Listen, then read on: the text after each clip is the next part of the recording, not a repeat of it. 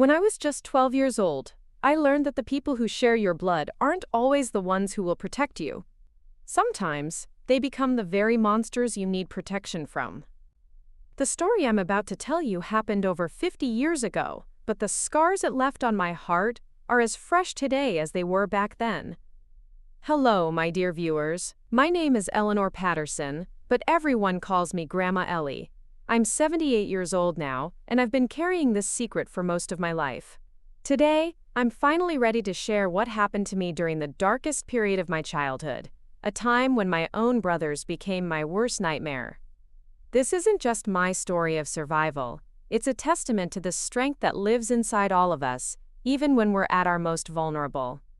If you're watching this and you've experienced something similar, I want you to know that you're not alone, and it was never your fault. Before we jump back in, tell us where you're tuning in from, and if this story touches you, make sure you're subscribed, because tomorrow, I've saved something extra special for you. My story begins in the summer of 1958, in Cedar Falls, Iowa. I was born Eleanor Rose Mitchell on a crisp October morning in 1945, the youngest child and only daughter in a family of 6 children.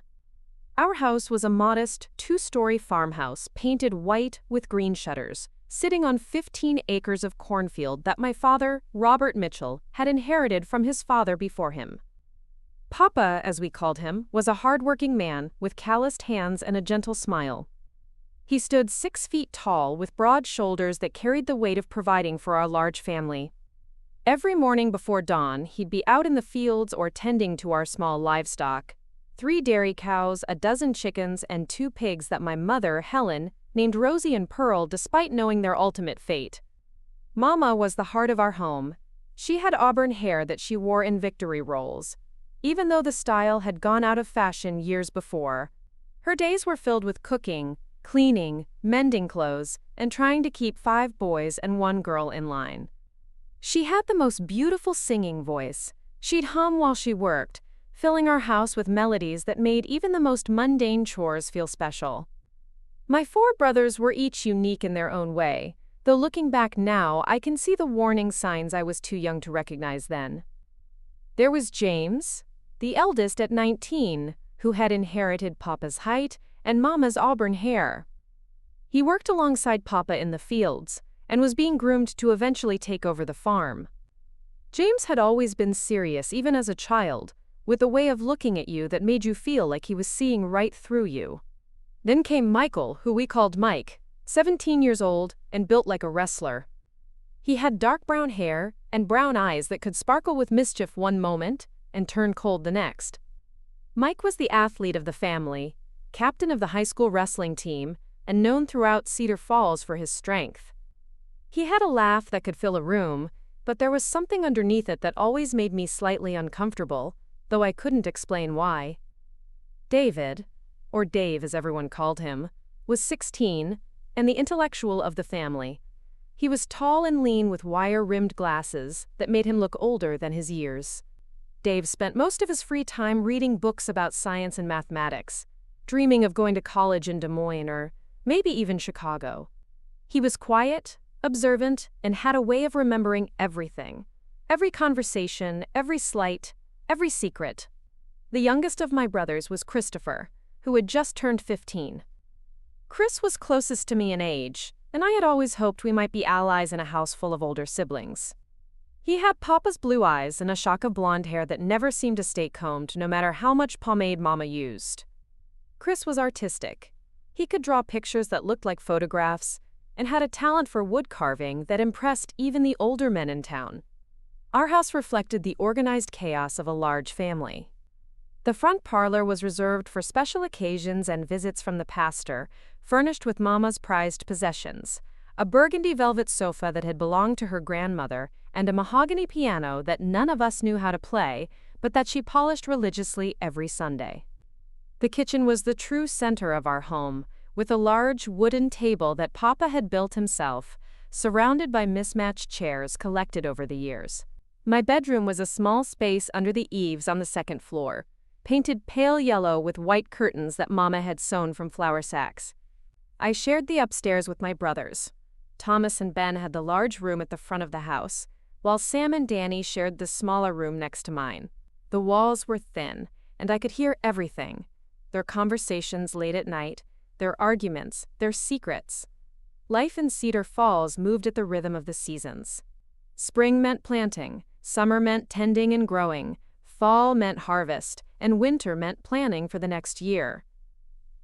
Our neighbors, the Andersons, lived a half-mile down the dirt road, and the Johnsons were about the same distance in the other direction. In town, everybody knew everybody, and Sunday church at Cedar Falls Methodist was as much about community gossip as it was about worship. I was what people called a good girl, quiet, obedient, helpful around the house. I loved reading, though books were scarce in our home. I treasured the few I had: a worn copy of Little Women that had been Mama's when she was young, a collection of Grimm's fairy tales, and a Bible with gold-edged pages that I'd received for my confirmation. I spent hours reading under the old oak tree in our backyard, dreaming of adventures beyond the cornfields. School was a one-room schoolhouse about 2 miles from our farm. I walked there every day with Chris, while my older brothers had already graduated or were in their final years. Miss Anderson, our teacher, was a spinster in her 40s who had dedicated her life to education. She saw potential in me, often keeping me after school to give me extra books or assignments that would challenge me beyond the standard curriculum. The summer of 1958 started like any other. The corn was growing tall and green, Mama's vegetable garden was producing more tomatoes and beans than we could eat, and the lazy, hot days seemed to stretch on forever. I had just finished 6th grade and was looking forward to a summer of reading, helping Mama with the preserving, and maybe learning to drive the old pickup truck that Papa used for farm work. But there were signs that something was changing in our house, subtle shifts that I noticed but didn't understand. My brothers seemed to watch me differently now that I was growing taller and beginning to develop the first signs of womanhood. There were whispered conversations that stopped when I entered a room, and glances exchanged between them that made me feel like the subject of some secret discussion. James had become more demanding, expecting me to serve him meals and clean up after him as if I were a servant rather than his sister. Mike would make comments about how I was filling out and needed to start dressing more appropriately, though my clothing hadn't changed. Dave watched me with those calculating eyes, as if he were studying me for some future purpose. And Chris, who I had hoped would remain my ally, seemed to be pulling away, becoming more aligned with his older brothers than with me. Mama and Papa, consumed with the demands of the farm and the approaching harvest season, seemed oblivious to these subtle changes. They trusted my brothers to look after me, to protect me as big brothers should. The irony of that trust would soon become clear in the most devastating way possible. The stage was set for what would become the worst summer of my life, though I had no way of knowing it as I sat under that oak tree in June of 1958, reading my beloved copy of Little Women and dreaming of a future that seemed bright with possibility. The monsters were already in the house, wearing familiar faces and sharing my blood, waiting for the perfect opportunity to reveal their true nature. That opportunity would come sooner than I could have ever imagined. Preparing and narrating this story took us a lot of time, so if you are enjoying it, subscribe to our channel. It means a lot to us. Now back to the story. The moment that changed everything happened on a sweltering Tuesday morning in July 1958. I remember the date clearly because it was July 15th, the day after my 12th birthday, which had passed with little fanfare except for Mama's homemade chocolate cake and a new hair ribbon that Papa had bought me at Jameson's General Store in town.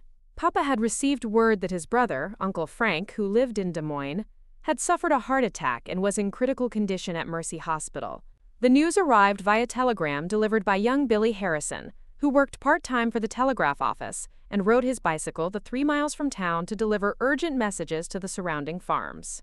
I can still picture Papa's face as he read that telegram. The color drained from his cheeks, and his weathered hands trembled slightly as he folded the yellow paper. Uncle Frank wasn't just Papa's brother. He was his closest friend and business partner in several cattle deals that helped supplement our farm income during lean years. "Helen, pack our bags," Papa announced to Mama, his voice heavy with worry. "We need to leave for Des Moines within the hour. Frank's wife Betty is beside herself, and the doctors aren't sure he'll make it through the night." The urgency in Papa's voice sent a flurry of activity through our household.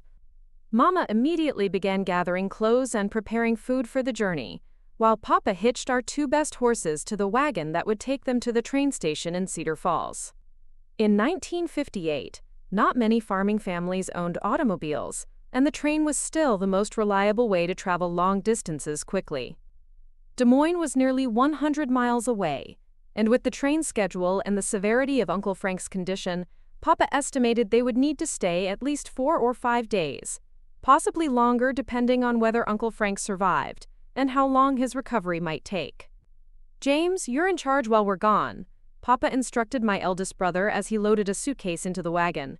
"You're old enough to manage the farm operations, and I'm counting on you to keep everyone safe and make sure the daily chores get done." James straightened his shoulders, clearly pleased to be entrusted with such responsibility. At 19, he had been eager to prove himself capable of running the farm, and Papa's trust meant everything to him. "Yes, sir, Papa. You can count on me to keep everything running smooth as silk." Papa then turned to Mike, Dave, and Chris. "You boys listen to your older brother while I'm away, help him with the heavy work, and make sure you look after your sister." His blue eyes fixed on each of them in turn. "Eleanor is your responsibility now.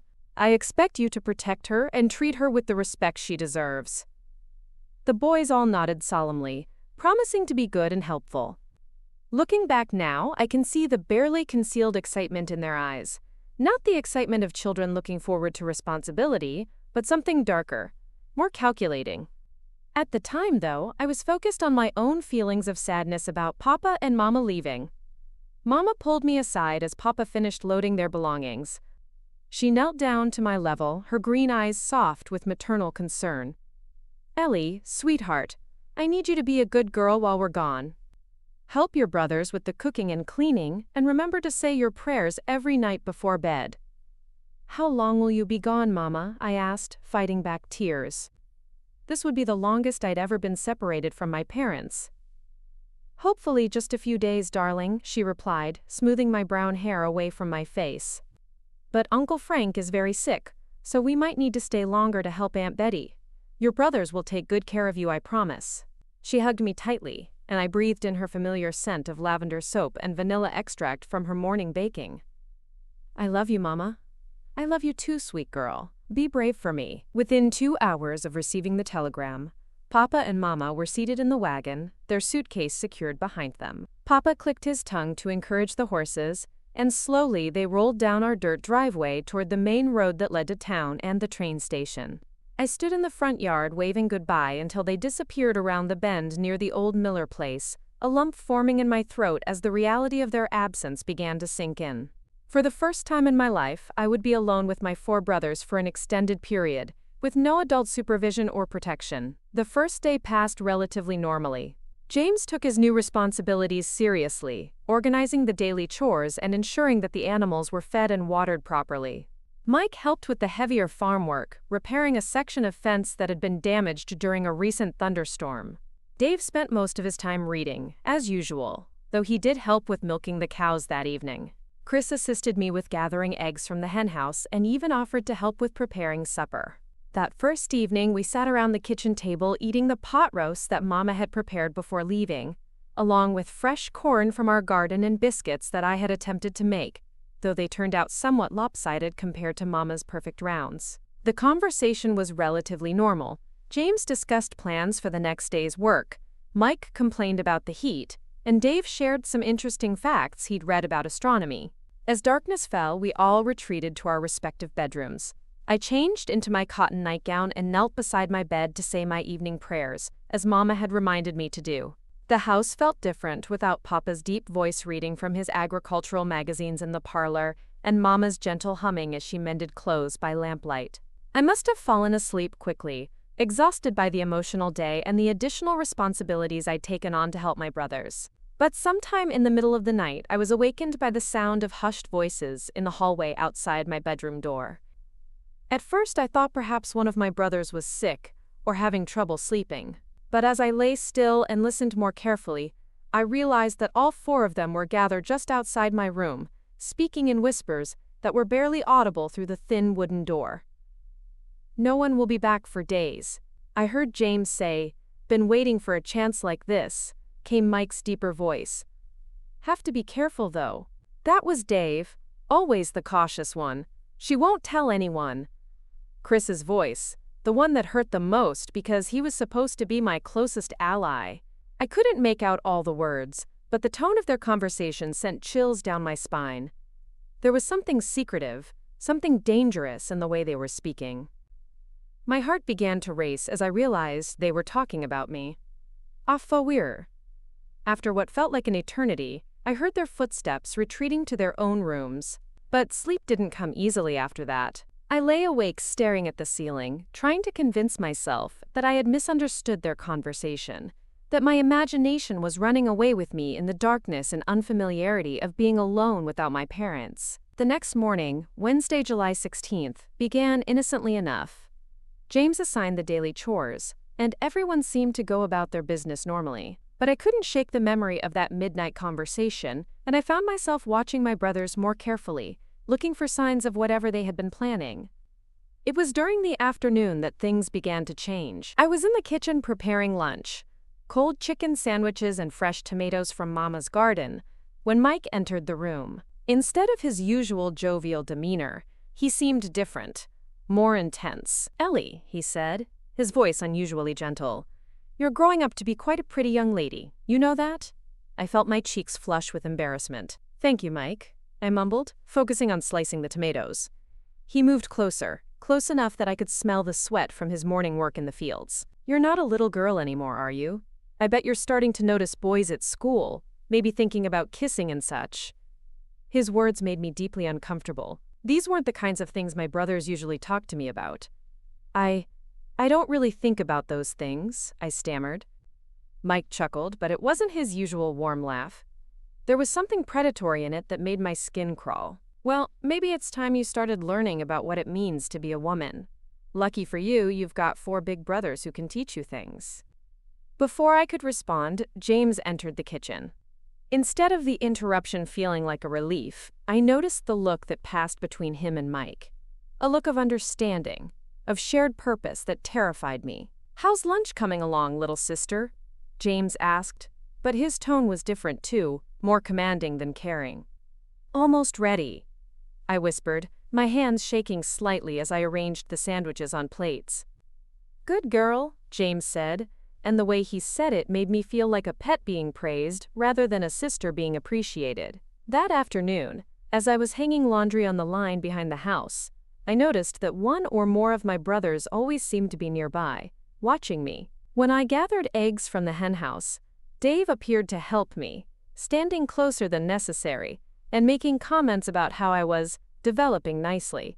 When I sat under my favorite oak tree to read, Chris joined me with his sketching pad, but instead of drawing landscapes as he usually did, I caught him drawing pictures of me. As evening approached, the atmosphere in the house became increasingly tense. During supper, my brothers exchanged meaningful glances that excluded me, making me feel like an outsider in my own home. They spoke in half-sentences and code words that I didn't understand, but the undercurrent of anticipation was unmistakable. After we finished eating, James stood up from the table with an authority that reminded me uncomfortably of Papa, but without Papa's protective love.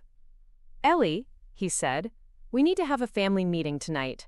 There are some things we need to discuss now that you're getting older." My stomach dropped. "What kind of things?" "Adult things," Mike answered with that same unsettling smile. "Things that Mama and Papa might not understand, but that we, as your big brothers, need to teach you."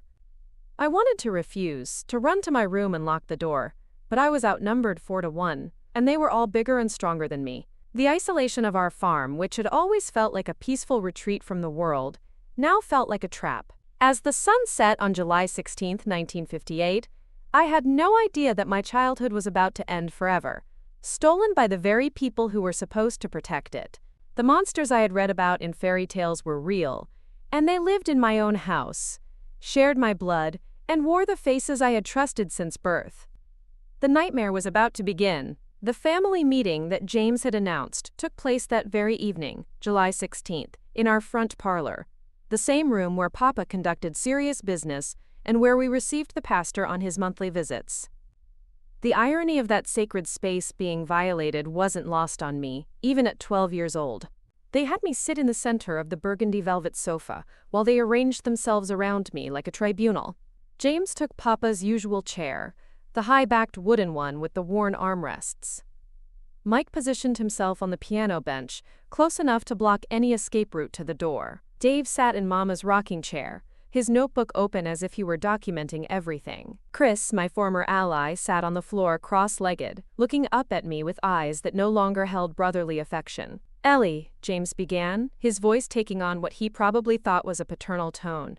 "Now that you're 12 and starting to mature, there are certain facts of life that you need to understand." My hands twisted nervously in my lap. "What kind of facts?" "About men and women," Mike interjected, his wrestling-trained shoulders seeming to fill the entire room. "About what happens between them. About what it means to be a woman in a man's world." Dave adjusted his wire-rimmed glasses and spoke in his clinical, intellectual manner. "In many cultures throughout history, young women were considered ready for marriage and wifely duties at your age. It's only modern society that has created these artificial delays." I felt my face burning with embarrassment and confusion. "I don't understand what you're trying to tell me." Chris, who had been silent until now, spoke up with an earnestness that was somehow more frightening than his brother's calculated approaches.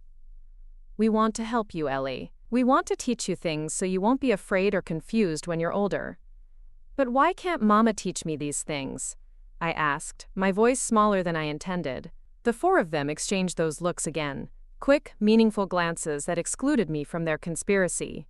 James leaned forward in Papa's chair, his auburn hair catching the lamplight. "Because Mama doesn't understand how things really work between men and women," he said. "She's old-fashioned. She'd fill your head with romantic nonsense instead of teaching you practical skills." "What kind of skills?" I whispered, though part of me didn't want to know the answer. Mike stood up from the piano bench and moved closer to the sofa. "The kind that will make you a good wife someday. The kind that will help you understand what men need, what they expect." My heart was pounding so hard I was sure they could all hear it. Every instinct I had was screaming that something was terribly wrong, but I was trapped in that parlor with four people who were bigger, stronger, and clearly united in whatever purpose they had planned.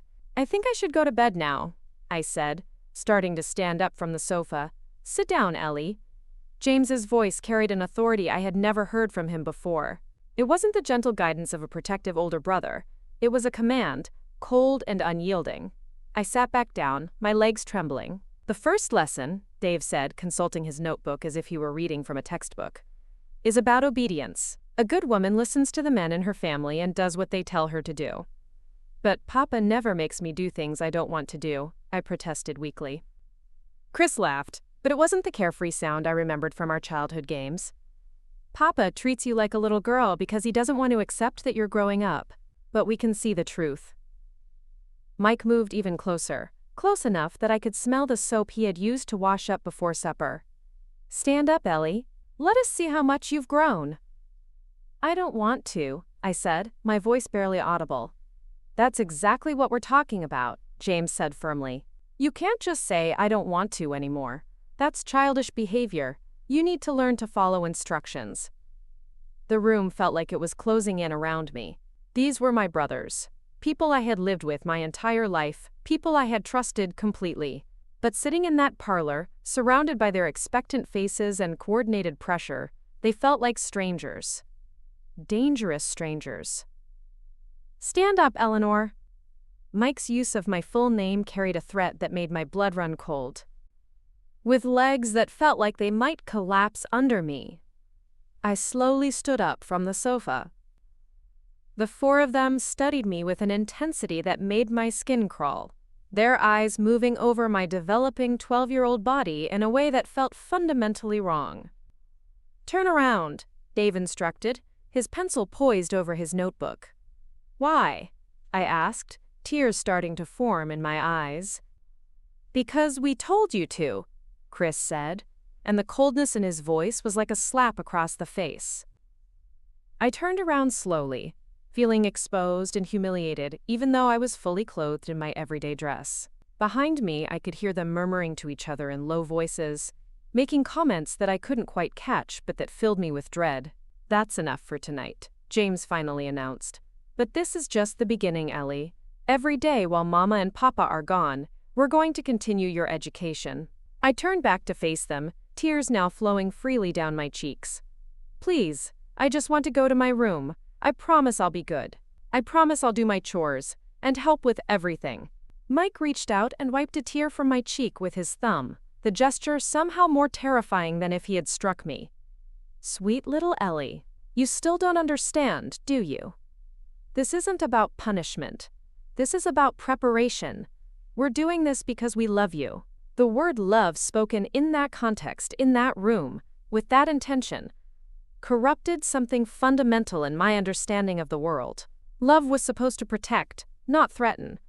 Love was supposed to comfort, not terrify. "Can I please go to my room now?" I whispered. James nodded slowly. "Yes, you can go. But remember what we talked about tonight. Think about how lucky you are to have 4 older brothers who care enough about your future to take the time to educate you properly." I stumbled out of the parlor and up the stairs to my small bedroom under the eaves, my legs barely carrying me. Once inside, I closed the door and immediately pushed my small writing desk against it, then wedged the chair under the doorknob for extra security. But even as I barricaded myself in, I knew it was futile. The house was old, the wood was soft, and my brothers were strong. If they wanted to get into my room, a furniture barricade wouldn't stop them for long. I changed into my nightgown with shaking hands and knelt beside my bed to say my prayers. But the words wouldn't come. How could I pray for protection when the people I needed protection from lived in the same house? How could I ask God to watch over me when He had allowed Papa and Mama to leave me alone with these strangers who wore my brothers' faces? Sleep was impossible. Every creak of the old house made me freeze with terror, certain that one of them was coming up the stairs. Every sound outside, the wind in the trees, an owl calling in the distance, the settling of the wooden beams, seemed amplified in the darkness. As the hours passed, I began to understand, with a clarity that was devastating for a 12-year-old mind, that my life had fundamentally changed. The brothers who had once included me in their games, who had taught me to climb trees and catch fireflies, who had protected me from neighborhood bullies, were gone. In their place were 4 predators who had been planning and waiting for exactly this opportunity. The worst part was the realization that this had all been calculated. The midnight conversation I had overheard, the meaningful glances they had been exchanging, the way they had positioned themselves around me in the parlor. None of it was spontaneous. They had been planning this for weeks, maybe months, waiting for Papa and Mama to leave us alone. As dawn finally began to lighten my bedroom window, I heard movement in the house below, the sounds of my brothers beginning their morning chores.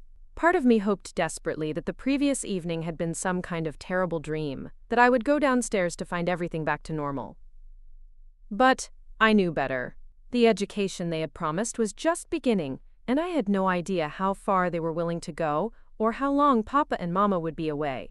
I was trapped in my own home with 4 people who claimed to love me but whose definition of love was something dark and twisted that I was only beginning to understand. The second day of my nightmare was about to begin, and I was completely alone with no one to help me and nowhere to run. The third day, July 17th, brought with it a suffocating heat that seemed to press down on our farm like a heavy blanket. I had barely slept, and when I finally forced myself to leave my barricaded room that morning, I found my brothers already gathered in the kitchen, eating the breakfast I was supposed to have prepared. "Look who finally decided to join us," Mike said without looking up from his plate of eggs and bacon. The tone was casual, but the underlying message was clear. I had already failed in my duties. James glanced at the clock on the kitchen wall. "It's past 7, Ellie. In a proper household, the woman has breakfast ready before the men start their day." I mumbled an apology and hurried to the stove, but Dave held up his hand to stop me. "We've already eaten, but this is another lesson for you. Punctuality and responsibility. A woman who can't manage basic household duties isn't much use to anyone." Chris, who was sketching in his ever-present drawing pad, looked up with what might have once passed for sympathy. "Don't worry, little sister. You'll learn. We're patient teachers." The casual cruelty of it all was almost worse than outright aggression. They were transforming ordinary family interactions into power games, turning every meal, every chore, every moment of daily life into an opportunity to assert their control over me. "There's been a change in sleeping arrangements," James announced as I poured myself a glass of milk with shaking hands. "Starting tonight, you'll be sleeping in the main guest room downstairs." My heart sank. The guest room was on the first floor, directly adjacent to the parlor, with no stairs to climb for escape, and multiple entrances that would be impossible to barricade effectively. "Why?" I asked, though I dreaded the answer. "Because we've decided you need closer supervision," Dave explained in his clinical manner. "Your education requires accessibility. We can't have you hiding away upstairs like a child." Mike stood up from the table, his imposing frame casting a shadow across the kitchen. "Besides, it'll be more convenient for your night lessons." The phrase "night lessons" sent ice through my veins. I had been holding on to a desperate hope that their education would remain limited to uncomfortable conversations and psychological manipulation. But the implication of nighttime visits to a ground-floor bedroom shattered that illusion completely. "I want to stay in my own room," I said, attempting to inject some firmness into my voice despite the fear that was threatening to overwhelm me. James laughed, but there was no humor in it. "What you want stopped being relevant 2 days ago, Ellie. You're going to do what we tell you to do, when we tell you to do it, without questions or arguments." The morning chores proceeded under a new dynamic that I was only beginning to understand. Instead of working alongside me as they had for years, my brothers now supervised me, critiquing my technique and finding fault with everything I did. When I gathered eggs from the henhouse, Mike stood in the doorway watching my every movement and commenting on how I needed to be more graceful in my motions. "A woman's body is meant to be pleasing to watch," he said as I reached for eggs in the higher nests. "You need to learn to move in ways that show off your developing figure." I tried to ignore his words, but they made my skin crawl. These were the same chickens I had been tending for years, the same routine I had performed hundreds of times. But now it felt violated, corrupted by his predatory gaze.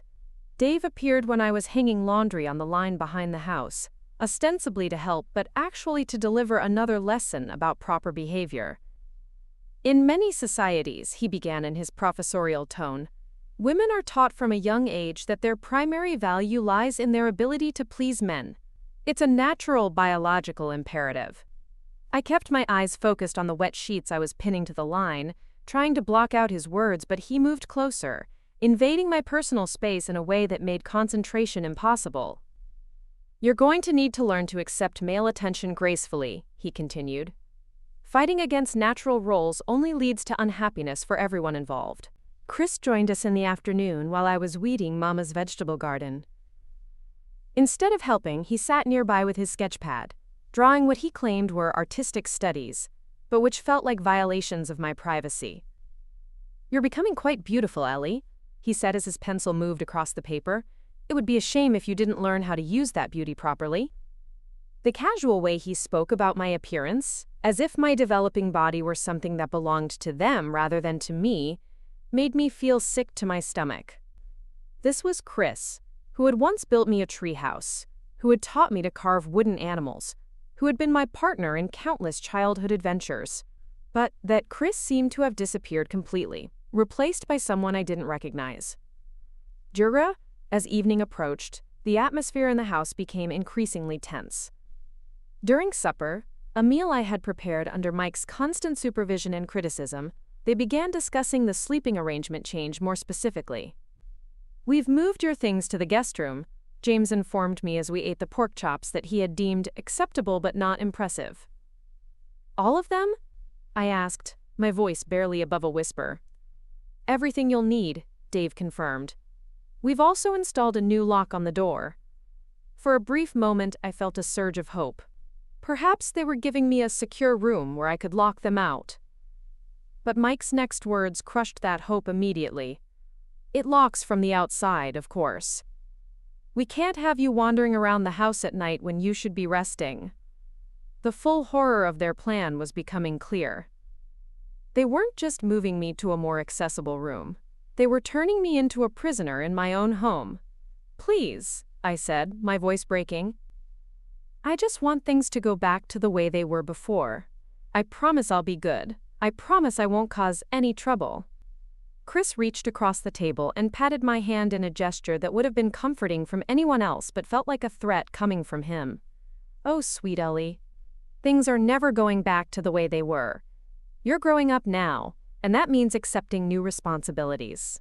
After supper, they escorted me to the guest room, like jailers, delivering a prisoner to her cell. The room had indeed been prepared for my occupancy. My clothes hung in the wardrobe, my few personal belongings arranged on the dresser, my books stacked on the bedside table. But the familiarity of my possessions in this new context only made the situation more surreal and terrifying. The new lock was clearly visible on the door, a heavy brass mechanism that could only be operated from the hallway side. The windows, I noticed, had been fitted with new latches that wouldn't open from the inside. "This is for your own safety," James explained as if he were a concerned guardian rather than my captor. "We can't have you sleepwalking or getting confused in the dark." Dave consulted his ever-present notebook. "Your first night lesson will begin at 10 o'clock. We'll start with basic instruction about appropriate behavior and responses." Mike's smile was predatory as he added, "Don't worry, little sister. We'll be gentle with you, at first." The qualifier, "at first," hung in the air like a physical threat. Whatever they had planned for me was going to escalate, and this was just the beginning. Chris, who was lingering in the doorway, spoke with what sounded like genuine emotion but felt manipulative. "We really do love you, Ellie. Everything we're doing is because we want what's best for you. Someday you'll understand that." After they left, I heard the lock click from the outside, and the reality of my situation hit me with full force. I was trapped in a room with no escape route, in a house miles from any neighbor, with 4 people who were systematically dismantling my sense of safety and autonomy. I sat on the unfamiliar bed in the unfamiliar room, surrounded by familiar objects that now felt like props in a nightmare, and tried to process what was happening to me. These weren't strangers who had invaded our home. These were my brothers, people I had loved and trusted my entire life. The betrayal was so complete, so devastating, that I could barely comprehend it. As 10 o'clock approached, I could hear movement in the house. Footsteps in the hallway, low voices discussing something I couldn't make out, the sound of the front door opening and closing. Were they all coming? Was this going to be another family meeting? Or something worse? The sound of the lock turning made every muscle in my body tense with terror. The door opened slowly, and James stepped into the room, followed by Mike, then Dave, then Chris. They arranged themselves around the small space, just as they had in the parlor. But this time there was nowhere for me to run, no furniture to hide behind, no escape route of any kind. "Good evening, Eleanor," James said formally. "Your real education begins now." What happened in that guest room over the next 3 hours changed me forever. I won't go into the horrific details of what my 4 brothers did to me that night. Some memories are too painful and too personal to share, even after all these decades. But I will tell you that it was everything I had feared, and worse than my 12-year-old mind could have possibly imagined. When they finally left me alone, sometime after 1 in the morning, I lay curled on the floor beside the bed, my nightgown torn, my body aching in ways I had never experienced before. The lock clicked from the outside, sealing me in with my shame and terror, and the devastating knowledge that this was only the beginning. But sometimes, when we're pushed beyond our breaking point, something unexpected happens. Instead of completely shattering, we find a strength we didn't know existed. As I lay there in the darkness, something hardened inside me. Not my heart, but my resolve. I was not going to let them destroy me. I was not going to accept this as my fate. The next morning, July 18th, I could barely walk. Every movement sent waves of pain through my body, and I knew that the physical evidence of what they had done would be impossible to hide. When James unlocked the door at dawn to let me out for morning chores, he took one look at me and frowned. "You look terrible," he said, as if my appearance were somehow my fault. "Clean yourself up before you start breakfast." We can't have you looking like that." But cleaning up was impossible. The bruises on my arms and neck were dark and obvious. There was blood on my nightgown that wouldn't wash out completely. Most importantly, something in my eyes had changed. The innocence was gone, replaced by a knowledge that no child should possess. Mike noticed immediately when I limped into the kitchen. Instead of concern, his expression showed satisfaction, as if my obvious pain proved the success of their lesson. "You'll get used to it," he said casually, pouring himself coffee as if we were discussing the weather. "Most women do, once they understand their place." Dave, consulting his notebook as always, made clinical observations about my condition that made me feel like a laboratory specimen rather than a human being. The psychological adjustment period varies by individual, but physical adaptation typically occurs within a few days. Chris, who had once carved me wooden dolls and taught me to skip stones, looked at my battered state with what I can only describe as artistic appreciation. "Pain can be beautiful in its own way, Ellie. You're learning to appreciate experiences that most people never understand." Their casual attitude toward my suffering was almost as devastating as the abuse itself. This wasn't passion or loss of control. It was calculated, systematic, and completely premeditated. They had planned not just the physical abuse, but the psychological aftermath as well. I managed to prepare breakfast with trembling hands, moving slowly and carefully to minimize the pain. Every task that had once been routine now felt like an insurmountable challenge. But I forced myself to complete each chore, knowing that any sign of defiance would only make things worse. It was while I was washing dishes at the kitchen sink that I heard something that changed everything: the sound of a horse and wagon coming up our long driveway. My heart leaped with desperate hope. Papa and Mama were supposed to be gone for days, but perhaps Uncle Frank had recovered more quickly than expected, or perhaps they had decided to come home early for some other reason. I rushed to the kitchen window, my brothers close behind me, and saw something that made my blood freeze. It wasn't Papa and Mama returning. It was Sheriff Morrison and Deputy Williams in the sheriff's official wagon, accompanied by Dr. Henley from town. "What are they doing here?" Mike demanded, his usual confidence replaced by obvious alarm. James, always the leader, tried to maintain control. "Stay calm.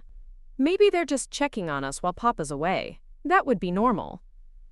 But Dave, with his analytical mind, immediately grasped the implications. "3 officials don't make social calls to isolated farms. Someone reported something." Chris paled visibly. "What if someone saw us? What if someone heard?" "Impossible," James snapped. "The nearest neighbor is half a mile away, and we were careful about noise levels." But I knew something they didn't. 2 days earlier, before this nightmare began, I had written a letter to my teacher, Miss Anderson.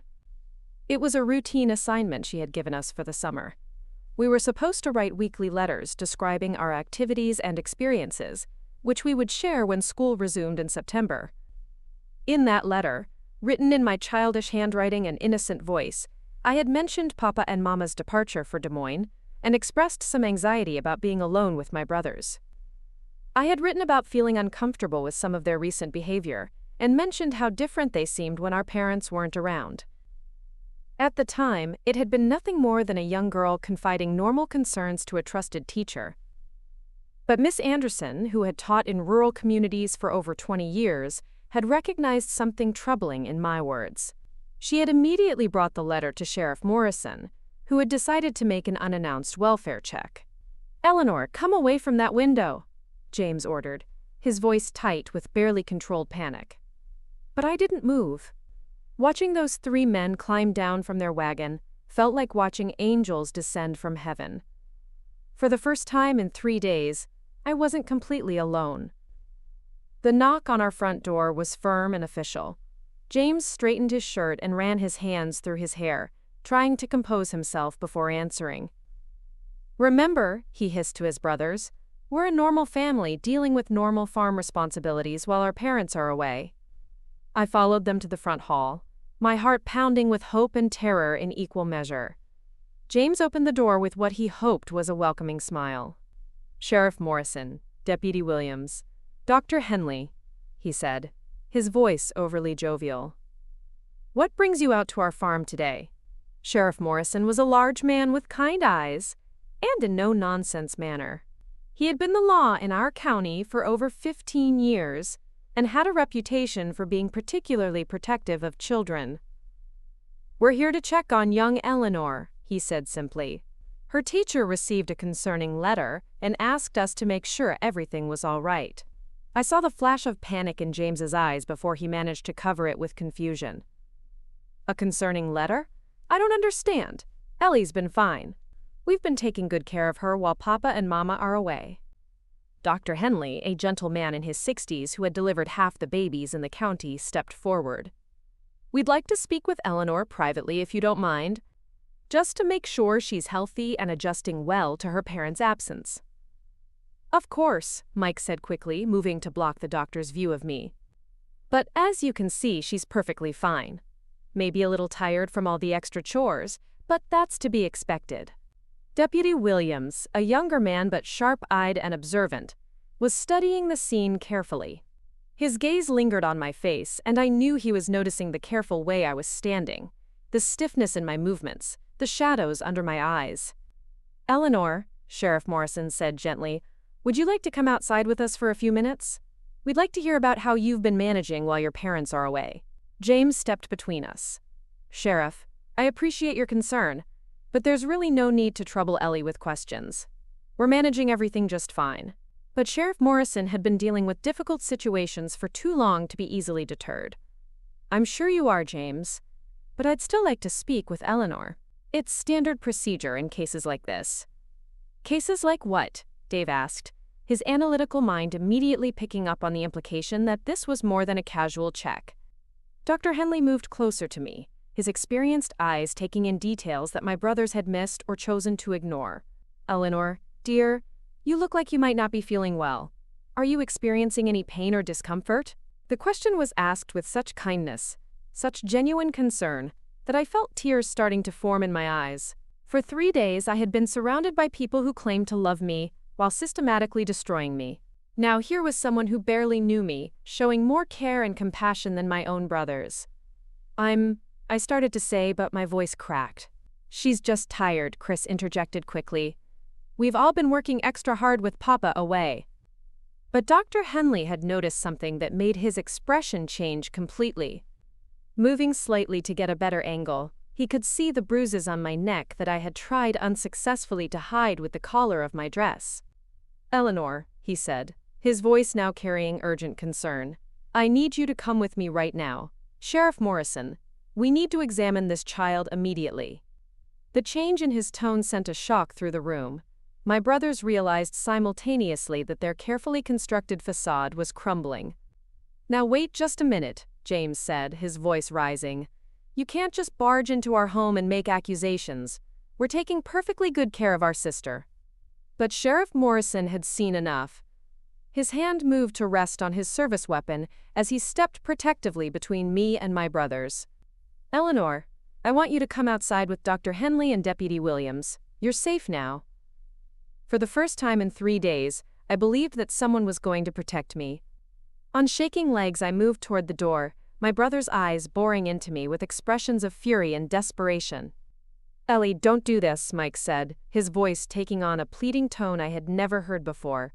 "You're going to destroy our family. Think about what this will do to Mama and Papa." But I kept walking. Step by painful step, I moved toward the door, toward safety, toward the end of my nightmare. Behind me, I could hear my brothers starting to argue with the sheriff, their voices rising in panic as they realized their crime was about to be exposed. As I crossed the threshold of that house, leaving behind the hell that my childhood home had become, I knew that nothing would ever be the same again. But for the first time since Papa and Mama had left for Des Moines, I also knew that I was going to survive. The next several hours unfolded like scenes from a legal drama that I never could have imagined being part of. Dr. Henley's examination in his private office in town confirmed what everyone already suspected. I had been severely abused, and the physical evidence was overwhelming and undeniable.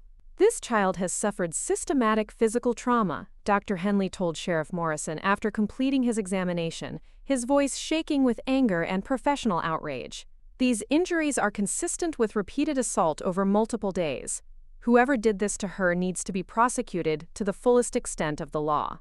I sat in a chair in the doctor's waiting room, wrapped in a blanket that Mrs. Henley had brought from their home, trying to process the sudden shift from victim to survivor. Deputy Williams sat nearby, not speaking but offering a comforting presence while the adults discussed my fate in hushed, urgent tones. Sheriff Morrison emerged from Dr. Henley's office with a grim expression that told me everything I needed to know. Justice was coming, but it would require me to be braver than any 12-year-old should have to be. "Eleanor," he said, pulling up a chair to sit at my level. "I need you to tell me exactly what happened while your parents were away. I know it's difficult, but we need your testimony to make sure the people who hurt you face consequences for their actions." For the next 2 hours, I told my story. Every horrifying detail, every moment of terror, every betrayal of trust. Sheriff Morrison took notes while Deputy Williams occasionally asked clarifying questions, both men maintaining professional composure, despite the obvious anger they felt at what had been done to me. "Your brothers are currently under arrest," Sheriff Morrison explained when I finished my statement. "They've been taken to the county jail, and they'll remain there until their trial. You'll never have to be alone with them again."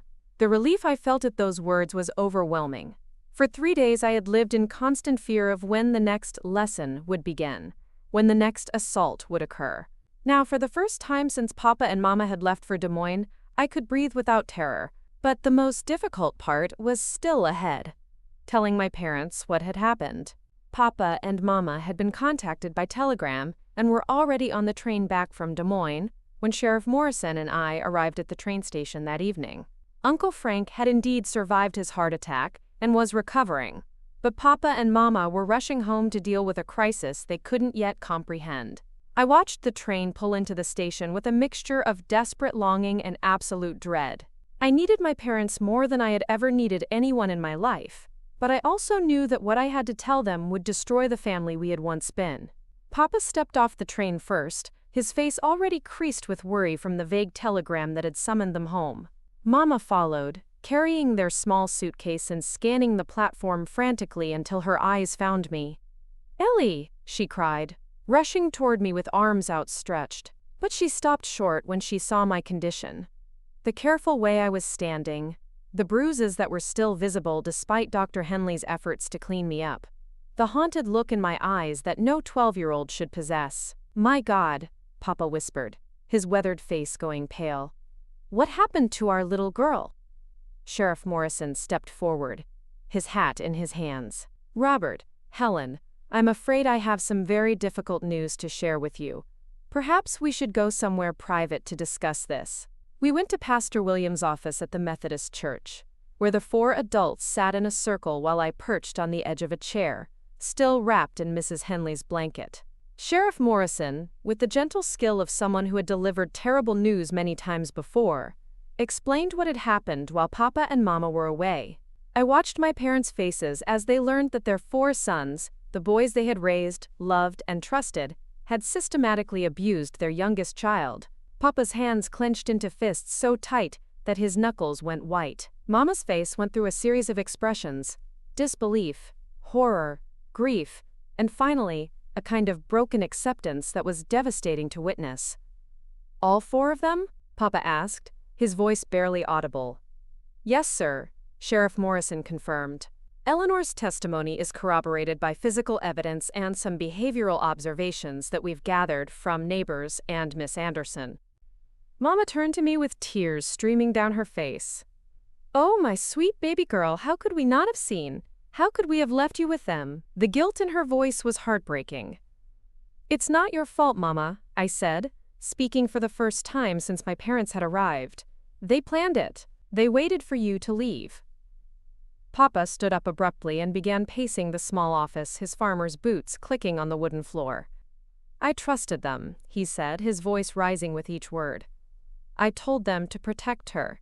I put her safety in their hands." "Robert," Pastor Williams said gently, "no parent could have anticipated something like this. Your sons deceived everyone." "Where are they now?" Papa demanded, turning to Sheriff Morrison. "I want to see them. I want to hear them try to explain what they did to my little girl." "They're in county jail, and they'll remain there until trial," Sheriff Morrison replied. "And Robert, I have to advise you not to visit them. In your current state of mind, it wouldn't be wise." The wisdom of that advice became clear when Papa began talking about what he wanted to do to his sons. The gentle, patient man who had taught me to milk cows and plant seeds was consumed with a rage that was frightening to witness. If Sheriff Morrison hadn't been there to restrain him, I believe Papa would have driven straight to the jail that night. The trial took place 6 weeks later in the county courthouse. By then, the story had spread throughout our community and beyond. Newspaper reporters came from Des Moines and even Chicago to cover what they called the Cedar Falls family horror. Our once private family tragedy became public entertainment, with strangers speculating about what kind of monsters could do such things to their own sister. I had to testify, of course. Walking into that courtroom and seeing my 4 brothers sitting at the defendant's table, dressed in their best clothes and looking like the respectable young men they had once been, was one of the hardest things I've ever done. James, the eldest and their leader, looked at me with a mixture of defiance and pleading. Mike, the athlete, seemed to have aged years in just 6 weeks. His broad shoulders slumped in defeat. Dave, the intellectual, took notes throughout the proceedings, as if he were studying the trial rather than participating in it. Chris, my former closest ally, wouldn't meet my eyes at all. When I told my story to the courtroom, the same story I had told Sheriff Morrison, but now in front of dozens of strangers and newspaper reporters, I watched my brothers' faces carefully. I was looking for some sign of remorse, some indication that they understood the magnitude of what they had done. Cold-eyed, I didn't see it. Their defense attorney, a man named Mr. Blackwood from Des Moines, tried to paint me as a confused child who had misunderstood normal family interactions. He suggested that I had a vivid imagination and had constructed fantasies based on books I had read. But Dr. Henley's medical testimony and the physical evidence were impossible to dispute. The jury, 12 men from our county who knew our family's reputation, deliberated for less than 3 hours before returning guilty verdicts on all charges for all 4 defendants. James and Mike, being over 18, were sentenced to 10 years in the state penitentiary.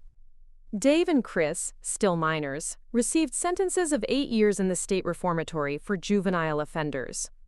When the sentences were read, I felt no satisfaction, no sense of justice served. These were still my brothers, despite everything they had done.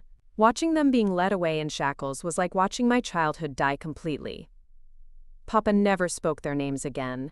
He sold the farm within 6 months and moved our remaining family to Oregon, where his cousin owned a lumber mill and had offered him work. We left Iowa behind forever, but we could never leave behind what had happened there. Mama aged 10 years in those 6 months.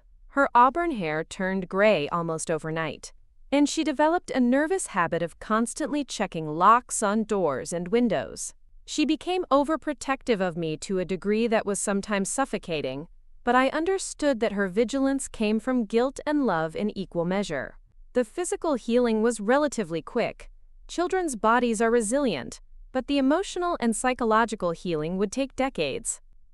For years, I struggled with nightmares, panic attacks, and an inability to trust anyone completely. The naive, happy child I had been was gone forever, replaced by someone who understood evil in ways that no child should.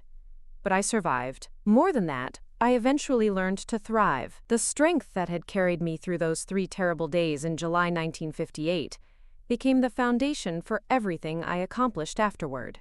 I learned that resilience isn't something you're born with. It's something you develop through surviving experiences that should have destroyed you. My brothers served their full sentences. James and Mike were released in 1968, Dave and Chris in 1966. I never saw any of them again, though I heard through distant relatives that they had all left Iowa and started new lives under different names in different states. In 1970, I received a letter forwarded through several relatives. It was from Chris, the brother who had once been my closest companion. In it, he expressed remorse for his actions and asked for forgiveness. I never responded. Some wounds cut too deep for forgiveness, and some betrayals are too complete to overcome. But that chapter of my life, as devastating as it was, also taught me the most important lesson I ever learned. That survival is not just about enduring trauma, but about refusing to let that trauma define your entire existence. I was more than what my brothers did to me. I was more than a victim. I was a survivor who would go on to build a life worth living. Starting over in Oregon felt like being reborn into a completely different world. Papa's cousin, William Patterson, owned a thriving lumber mill in the small town of Mill Creek, nestled in the Cascade Mountains about 50 miles east of Portland. The landscape couldn't have been more different from the flat cornfields of Iowa. Towering evergreen trees, rushing mountain streams, and air so clean and crisp it seemed to wash away some of the darkness we carried with us. Papa threw himself into his new work with the desperate intensity of a man trying to outrun his demons. At the lumber mill, he was valued for his strong back and honest work ethic, and nobody asked questions about why a successful Iowa farmer had suddenly appeared in Oregon with his wife and traumatized daughter. The logging community was full of people who had left difficult pasts behind, and they respected each other's privacy. Mama struggled more with the transition. In Iowa, she had been part of a community where her family had lived for generations. She knew every neighbor, every shopkeeper, every family in the Methodist church. In Oregon, she was a stranger, starting from nothing, carrying the unbearable knowledge that she had failed to protect her only daughter from the sons she had raised and loved. For the first year, Mama barely left our small rented house except for essential errands. She developed an obsession with locks and security that bordered on paranoia. Every door had multiple deadbolts, every window had special latches, and she would check them repeatedly throughout the day and night. She couldn't bear to let me out of her sight for more than a few minutes at a time. "I won't fail you again, Ellie," she would whisper during those first months, holding me so tightly it sometimes hurt. "I won't let anyone hurt you ever again." I understood her need to protect me, but it was also suffocating. At 13, I was trying to rebuild some sense of normalcy while dealing with my own trauma, and Mama's constant vigilance made it difficult to take even small steps toward independence. School was perhaps the biggest challenge. Mill Creek High School was small, only about 200 students total, and everyone noticed the new girl from Iowa, who spoke little and jumped at unexpected sounds. I had missed most of the previous school year due to the trial and its aftermath, so I was academically behind, despite being naturally bright. My new teacher, Mrs. Margaret Sinclair, was a godsend. She was a widow in her 50s who had lost her own daughter in a tragic accident years earlier. Perhaps she recognized something in me that reminded her of her own loss. Or maybe she was simply a naturally compassionate person. But she took me under her wing in a way that slowly began to heal some of the damage to my ability to trust adults. "Eleanor," she told me during our first private conversation, "whatever happened to you before you came here doesn't define who you can become. You have a brilliant mind and a strong spirit. Don't let anyone or anything convince you otherwise." Mrs. Sinclair introduced me to books that opened new worlds, stories of strong women who had overcome impossible odds, biographies of people who had survived trauma and built meaningful lives, poetry that helped me express feelings I couldn't speak aloud. Through literature, I began to understand that survival was not just about enduring pain, but about transforming it into something purposeful. Making friends was difficult. Most of the other students had known each other since childhood, and I was the mysterious outsider with obvious emotional scars. Some were kind, but didn't know how to approach someone who was clearly dealing with serious trauma. Others sensed my vulnerability and, with the cruelty that teenagers can sometimes display, made it clear that I was different and unwelcome. There was one exception, a girl named Susan Crawford, whose own family had moved to Mill Creek 2 years earlier when her father took a job at the lumber mill. Susan had experienced the challenge of being an outsider, and she had the emotional maturity to see past my defensive walls. "You don't have to tell me what happened," Susan said during our first real conversation, as we sat together during lunch while other students chatted in groups that seemed impossible to penetrate. "But if you ever want to talk about anything, or if you just want someone to sit quietly with you, I'm here." Susan's friendship became a lifeline. She never pushed me to share details about my past, but she helped me practice being a normal teenager again. We would walk through the forests around Mill Creek, talking about books, dreams, and the future. She taught me to see beauty in the world again, the way sunlight filtered through the giant Douglas fir trees, the sound of water rushing over stones in the mountain streams, the peaceful silence of snow falling in winter. Through Susan, I slowly began to participate in school activities. I joined the debate team, where my analytical mind and careful preparation helped me excel despite my social anxiety. I discovered that I had a talent for writing, and I began contributing articles to the school newspaper about local environmental issues and historical topics. But the healing process was not linear. There were setbacks, panic attacks, and periods of deep depression that would settle over me like fog. Nightmares continued to plague my sleep, and certain sounds, smells, or situations would trigger vivid flashbacks to those 3 terrible days in Iowa.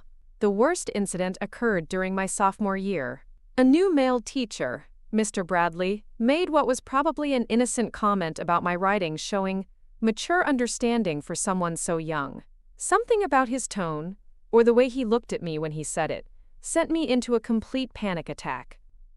I fled from the classroom, hyperventilating and shaking, and didn't return to school for 3 days. Papa and Mama were terrified that my trauma was returning in full force, but Mrs. Sinclair helped us understand that these reactions were a normal part of recovery. She arranged for me to meet with a counselor in Portland, one of the first trained trauma specialists in the region.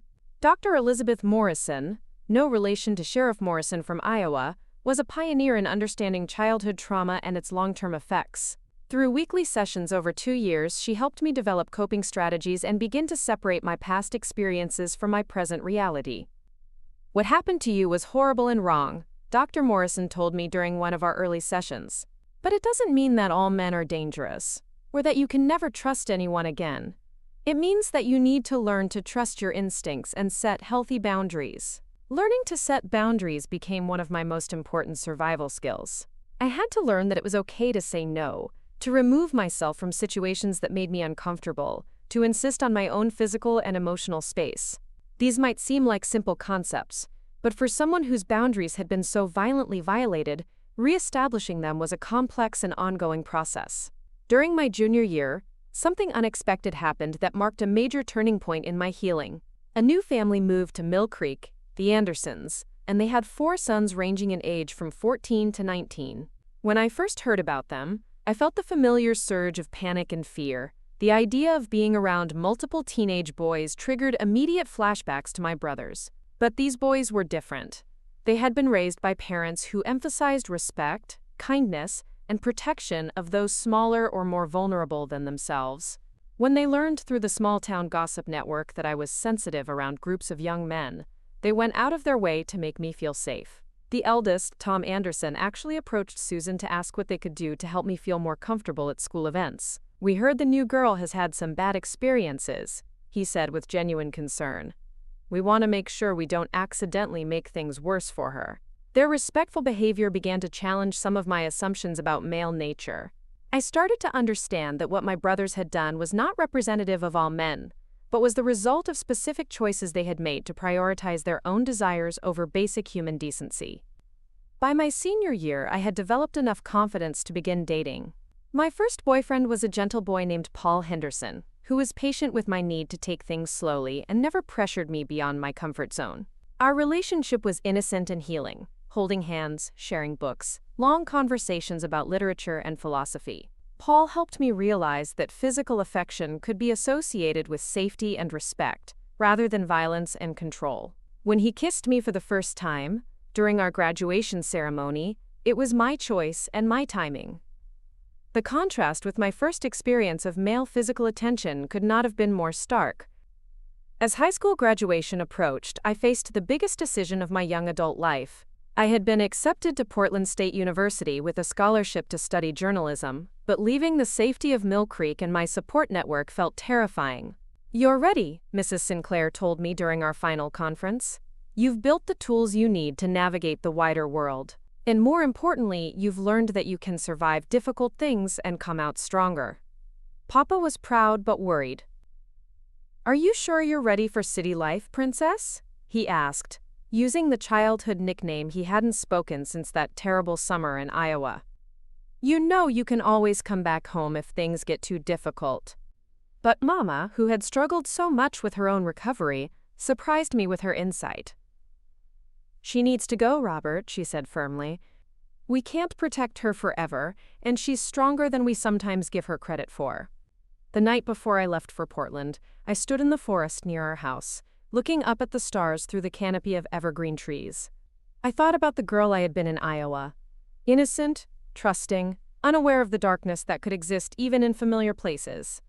That girl was gone forever, and I had grieved her loss for years. But in her place was someone stronger, more aware, more capable of protecting herself and others. I had learned that survival was not just about enduring trauma, but about transforming it into wisdom, strength, and compassion for others who were struggling.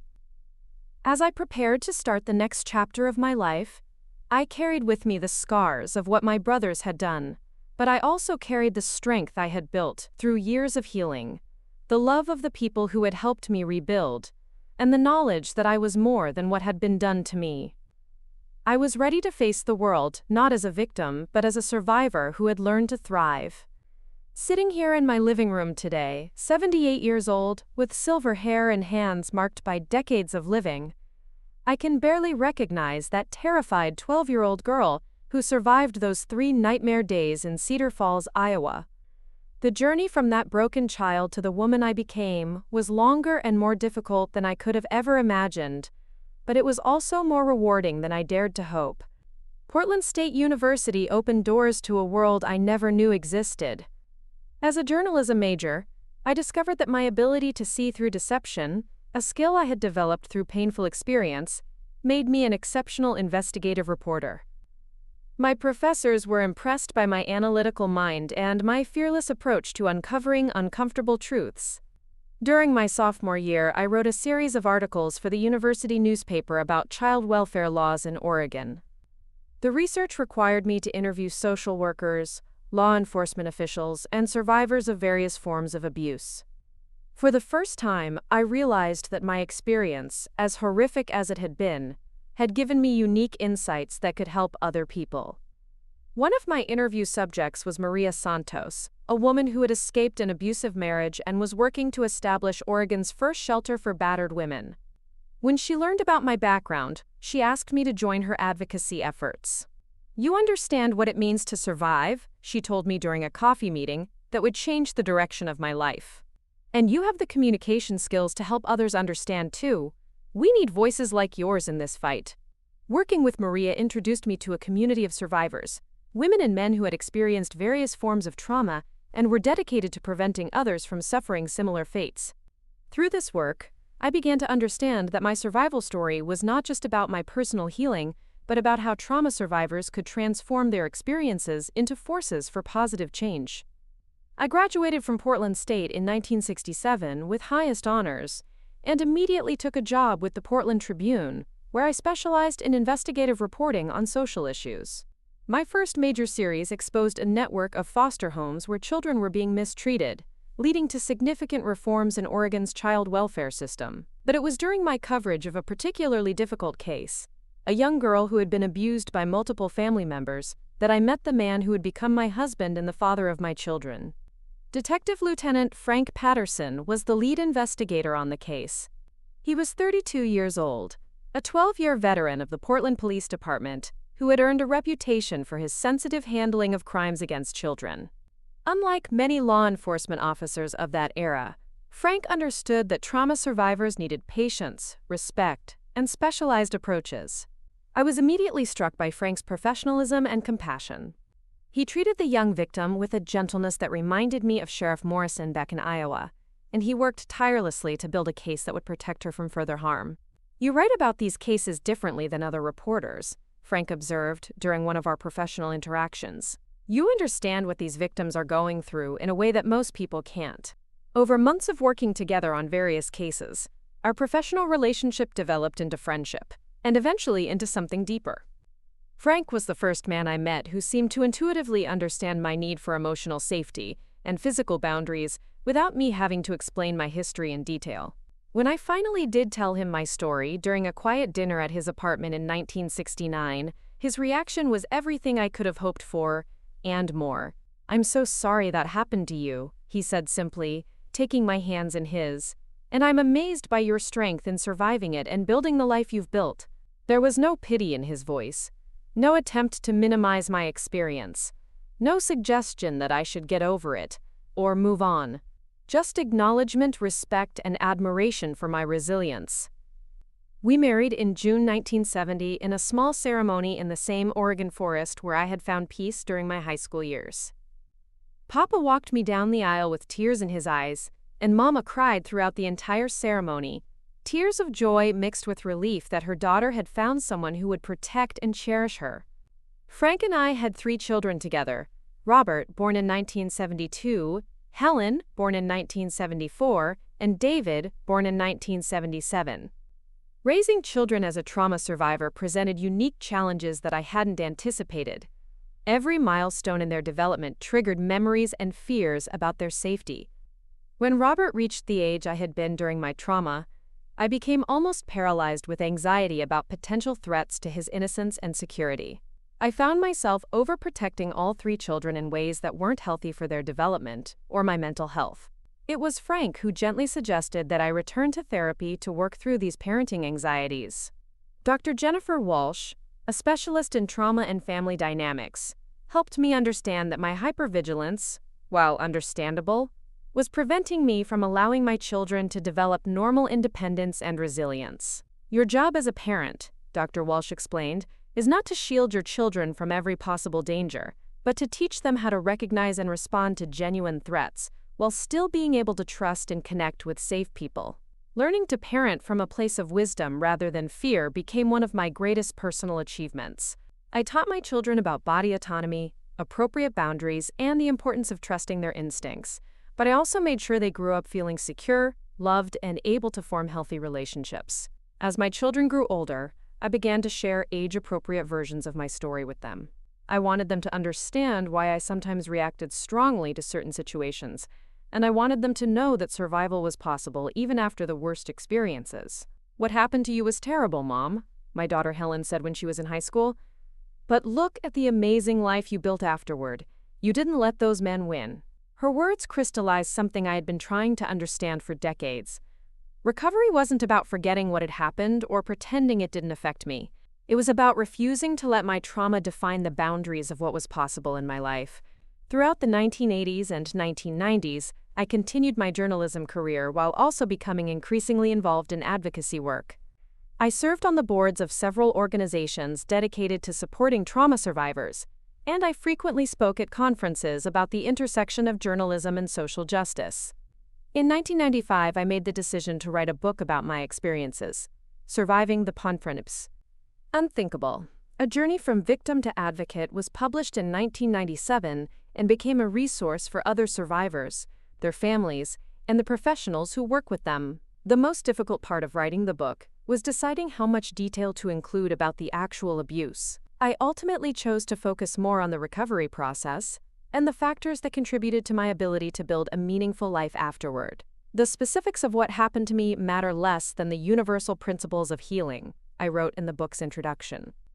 Every survivor's journey is different, but we all face similar challenges in learning to trust again, to love again, and to believe that we deserve happiness and safety. The book's success led to speaking opportunities across the country. I traveled to universities, conferences, and support groups, sharing my story and the lessons I had learned about resilience, recovery, and the possibility of post-traumatic growth. One of the most meaningful speaking engagements was at a conference for Child Protective Services workers in Iowa, not far from Cedar Falls, where my nightmare had begun. Standing in that room, addressing professionals who were dedicated to protecting children like I had been, felt like closing a circle that had been open for 40 years. After my presentation, a young social worker approached me with tears in her eyes. "Thank you for showing us that recovery is possible," she said. "I work with so many children who have experienced trauma, and sometimes it's hard to maintain hope for their futures. Your story reminds me why this work matters." Retirement from journalism in 2005 gave me more time to focus on my advocacy work and to enjoy my grandchildren, 7 beautiful souls who have brought immeasurable joy to my life. Watching them grow up in safety and security, surrounded by love and protection, has been one of my greatest sources of healing. My grandchildren know my story, shared in age-appropriate ways as they've grown older. They understand that their grandmothers survived something terrible and transformed it into a force for good in the world. Grandma Ellie, my oldest grandson, said to me recently, "You're like a superhero, but a real one." If I could speak directly to that 12-year-old girl who lay broken on the floor of a guest room in Iowa 70 years ago, I would tell her that the pain she was experiencing was not the end of her story.